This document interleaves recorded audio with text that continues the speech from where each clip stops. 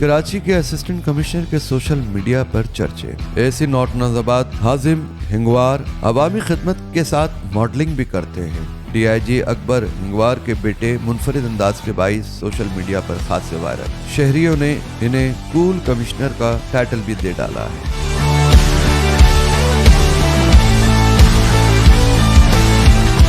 Assistant commissioner हो तो ऐसा स्टाइल, ऐसा जो देखे तो देखता रह जाए। कराची के असिस्टेंट कमिश्नर अपनी ड्रेसिंग की वजह से सोशल मीडिया पर छा गए। DIG अकबर हंगवार के बेटे और कराची के इलाके नॉर्थ नाजाबाद के असिस्टेंट कमिश्नर हाजिम हंगवार इन दिनों अपने मुख्तलिफ ड्रेसिंग और मुनफरिद अंदाज के बाइस सोशल मीडिया पर खासे वायरल हैं। असिस्टेंट कमिश्नर हाजिम हंगवार जहां अपनी पेशावराना जिम्मेदारियों के लिए अवामी खिदमत का फर्ज निभाते हैं, वहीं साथ ही मॉडलिंग भी करते हैं और गाना भी गाते हैं। सोशल मीडिया पर हाजिम हिंगवार की तस्वीर वायरल होने के बाद शहरियों ने इन्हें कूल कमिश्नर का टाइटल दे दिया है।